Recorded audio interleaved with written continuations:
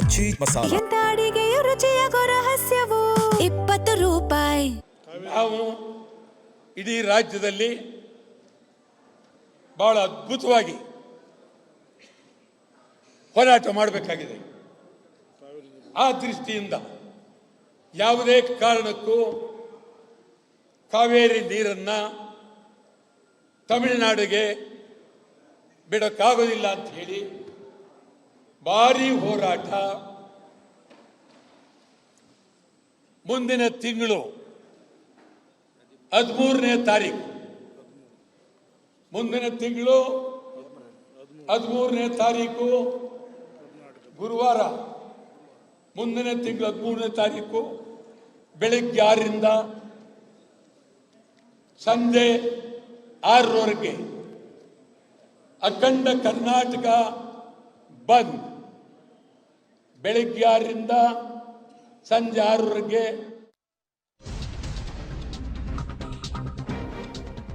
ಕಾವೇರಿಗಾಗಿ ಕರ್ನಾಟಕ ಬಂದ್ಗೆ ಕರೆ ಕೊಡಲಾಗ್ತಾ ಇದೆ. ಆಗಸ್ಟ್ 13ಕ್ಕೆ ಬಂದ್ ಬಗ್ಗೆ ಈಗ ಅಧಿಕೃತವಾಗಿ ಘೋಷಣೆಯಾಗಿದೆ.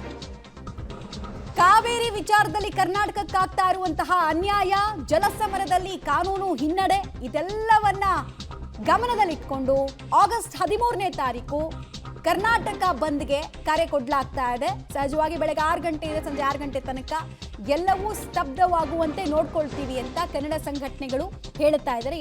ಎಷ್ಟು ಜನ ಈ ಬಂದ್ಗೆ ಬೆಂಬಲವನ್ನು ಕೊಡ್ತಾರೆ ಅದೆಲ್ಲ ನಾವು ಮುಂದಿನ ಹಂತದಲ್ಲಿ ಹೇಳ್ತಾ ಹೋಗ್ತೀವಿ. ಈಗ ಅಧಿಕೃತ ಡೇಟ್ ಆಚೆ ಬರ್ತಾ ಇದೆ. ಆಗಸ್ಟ್ 13ನೇ ತಾರೀಕು ಕರ್ನಾಟಕ ಬಂದ್ಗೆ ಕರೆ ಕೊಡಲಾಗಿದೆ. ನಿರಂತರವಾಗಿ ಸಭೆ ಮಾಡೋದ್ರ ಮುಖಾಂತರ ಒಂದು ಡಿಸಿಷನ್ಗೆ ಬಂದಿದ್ದಾರೆ.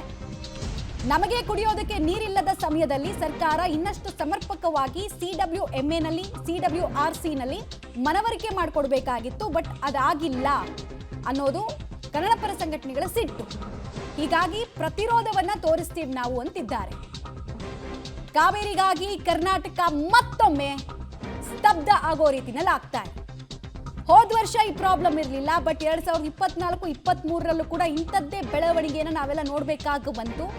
2026ರಲ್ಲಿ ಕಾವೇರಿ ನೀರಿನ ವಿಚಾರವಾಗಿ ಆದ ಅನ್ಯಾಯವನ್ನು ಖಂಡಿಸಿ ಆಗಸ್ಟ್ 13ಕ್ಕೆ ಸಂಪೂರ್ಣ ಕರ್ನಾಟಕವನ್ನ ಬಂದ್ ಮಾಡಲಾಗುತ್ತೆ. ಮತ್ತು ಸಂಘಟನೆಗಳಿಗೆ ಈಗಾಗಲೇ ವಾಟಾಳ್ ನಾಗರಾಜ್ ಸುದ್ದಿಗೋಷ್ಠಿ ಮುಖಾಂತರ ಕೂಡ ಮನವಿ ಮಾಡ್ಕೊಂಡಿದ್ದಾರೆ. ಎಲ್ಲರೂ ಒಗ್ಗಟ್ಟನ್ನ ಪ್ರದರ್ಶನ ಮಾಡಿದ್ರೆ ಮಾತ್ರ ಬಂದ್ ಯಶಸ್ವಿ ಆಗುತ್ತೆ, ಇಲ್ಲಾಂದ್ರೆ ವಿಫಲವಾಗುತ್ತೆ. ಸೊ ದಯವಿಟ್ಟು ಸಪೋರ್ಟ್ ಮಾಡಿ ಅಂತ ಕೂಡ ಇಲ್ಲಿ ಕೇಳ್ಕೊಂಡ್ರು. ಸೊ ಕರ್ನಾಟಕ ಬಂದ್ ಫಿಕ್ಸ್ ಆಗಿದೆ. ಅಧಿಕೃತವಾಗಿ ಡೇಟ್ ಅನೌನ್ಸ್ಮೆಂಟ್ ಕೂಡ ಆಗಿದೆ. ಆಗಸ್ಟ್ 13 ಗುರುವಾರ ಕರ್ನಾಟಕ ಸ್ತಬ್ಧವಾಗುತ್ತೆ ಅನ್ನೋದು ಗೊತ್ತಾಗ್ತಾ ಇದೆ. ಗಾಗಿ ಸಪೋರ್ಟ್ ಮಾಡಿದ್ದೇನೆ, ರಿಕ್ಷಾದವ್ರಿಗೆ ಸಪೋರ್ಟ್ ಮಾಡಿದ್ದೀವಿ. ಮಾಡ್ತಾರೆ. ಪ್ರವೀಣ್ ಕುಮಾರ್ ಶೆಟ್ಟಿ ಹೇಳ್ತಾ ಇದ್ದಾರೆ, ಮಾಡ್ತಾರೆ. ಹೋಟೆಲ್ ಮಾಲೀಕರು ರಾವ್ ಅವರೆಲ್ಲ ನನ್ನ ಜೊತೆಲಿ ಚಳವಳಿ ಮಾಡ್ತಾ ಇದ್ರು, ಮಾಲೀಕರೆಲ್ಲ. ಅವರೆಲ್ಲರಿಗೂ ತೀವ್ರವಾಗಿ ನಾವು ಗಂಭೀರವಾಗಿ ಹೇಳ್ತಾ ಇದ್ದೀವಿ.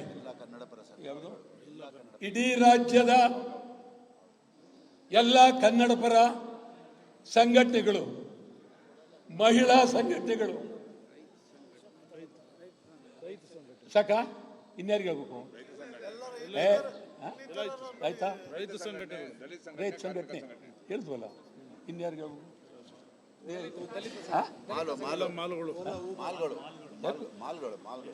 ಮಹಲ್ಗಳು, ಚಿತ್ರಮಂದಿರಗಳು, ಅವರು ಖಾಸಗಿ ಬಸ್ ಮಾಲೀಕರ ಜೊತೆಲಿ ಮಾತನಾಡ್ತೀವಿ. ಲಾರಿ ಮಾಲೀಕರು, ಖಾಸಗಿ ನಟರಾಜ್ ಅವ್ರ ಹತ್ರ ಮಾತಾಡ್ತೀವಿ. ಬಹುಶಃ ಎಲ್ಲರೂ ಬೆಂಬಲ ಆಯ್ತಾ, ಓಲಾ ಊಬರ್ ಎಲ್ಲ. ಅವತ್ತು ನನ್ನ ಪ್ರಕಾರ ವಿಮಾನಗಳು ನಿಲ್ಲಬೇಕು, ಓಡಾಡಬಾರ್ದು.